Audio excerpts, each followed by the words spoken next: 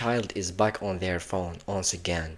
You have told them to stop politely with a warning, even raised your voice. Nothing changed. They glanced at you, rolled their eyes, and went back right to the screen. You felt something you never anticipated as a parent: helpless. Millions of parents are feeling exactly this: worn out, frustrated, overwhelmed by the device that fits in the pocket. The hardest part isn't the phone itself, it's the guilt. You might think it's your fault. You may be believing a good parent would have solved this already. A stronger parent would just take the phone away and handle whatever it comes next. You already tried that, taking the phone away. You know what happens: yelling, tearing, slammed doors, then days of silence. Your child look at you like you are the enemy, and that hurts. You don't want to be the enemy, you want to be their parent. You want them to like you. That is the first mind trap. Wanting your own kids to like you. Nobody is talking about this part of modern parenting. Our parents didn't experience it, not because they were better, but because the phone didn't existed. They never had to fight against software engineered by brilliant mind with one purpose: keep your child staring at the screen. You are not facing a battle with your child. The fight is against big corporations who spend years studying brains to steal attention. Those companies have massive head start. The battle is not equal from the beginning. It's not that you are not strong enough. Here's what happens inside your brain when you take away the phone. Your brain perceives an emotional threat. Conflict with your child trigger a stress response like real danger. Your heart beat faster, your head may trouble, your voice strain.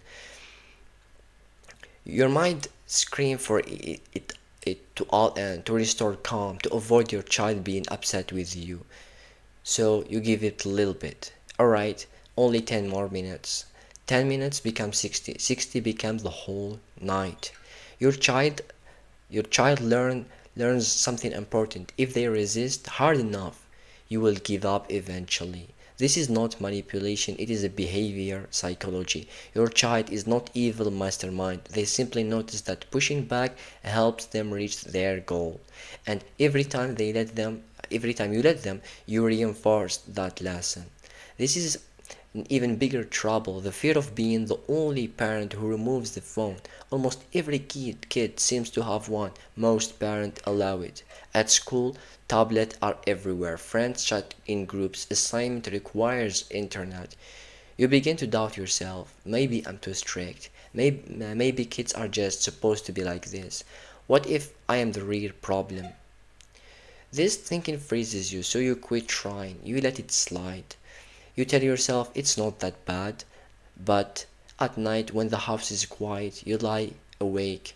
You know something is wrong. Your child is losing interest in things they used to love. Grades are slipping.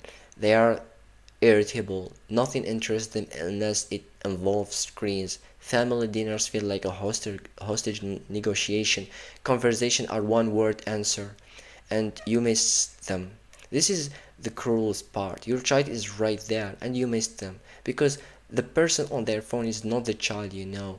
It is a shell, a body going through the emotional while their mind is someone else entirely, and you don't know how to reach them. Here's another piece of psychology you need to understand. Guilt is driving your decision more than logic. You feel guilt for working too much, for the divorce, for not being the parent you imagined. So the phone became a peace offering. At least they are happy. It's been long. It's been long, long, long, long. Sorry for the video is too long, but let's go back. So the phone becomes a peace offering. At least they are happy. At least they are quiet. At least we are not fighting. But that is not happiness. That is numbness. You are mistaking your child's silence for peace. It's not peace. It's disconnection. The longer it goes on, the harder it becomes to reconnect. Let's be honest. You are also addicted to your phone. Maybe you are not in the same way the child is, but you check it more than you think. You scroll when you are bored. You reach it for first thing in the morning, and your child sees that. Children do not listen to what we say. They watch what we are doing.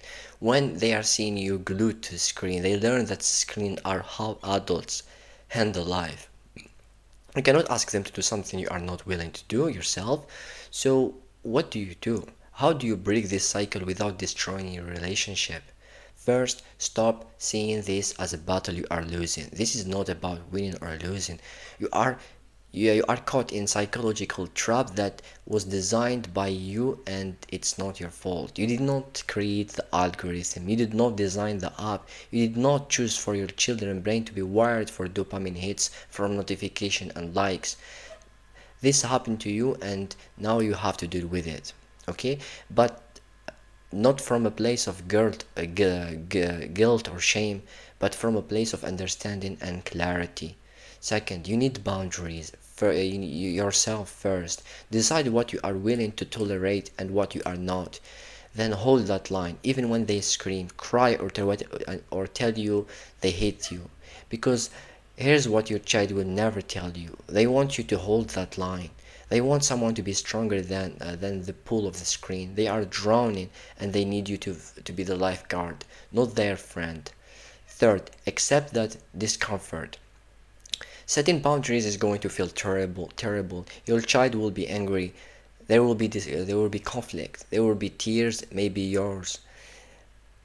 And that's okay. The discomfort of setting the boundaries is temporary. The damage of no boundaries is permanent. Your child developing brain need protection from constant stimulation, the same as from anything harmful. You would not let your child eat candy for every meal just because they care about it. This is not different. The deuterium does not mean you are wrong. It means your child brain is experiencing withdrawal from the most powerful dopamine machine ever invented. And withdrawal is uncomfortable, but it passes. Here is what you need to hear. You are not a bad parent. You are a parent facing a challenge no generation before you has ever faced. There is there is no playbook, there is no manual. Your parent cannot give you an advice. They never dealt with this. Your parent your parenting book were written before smartphone took over childhood. You are pioneering this in real time, and you are going to make mistakes. That's okay. What is not okay is giving up. What is not okay is surrendering your authority because the fight feels too hard. Your child need you to be the adult, even when don't want you to be, especially when they don't want you to be. 20 years from now, your child will not remember that you took their phone away at dinner. They will not remember you cared enough to fight for them when the whole world says let it go. They will remember that you showed up, that you did not give up, that you love them more than you need them to like you.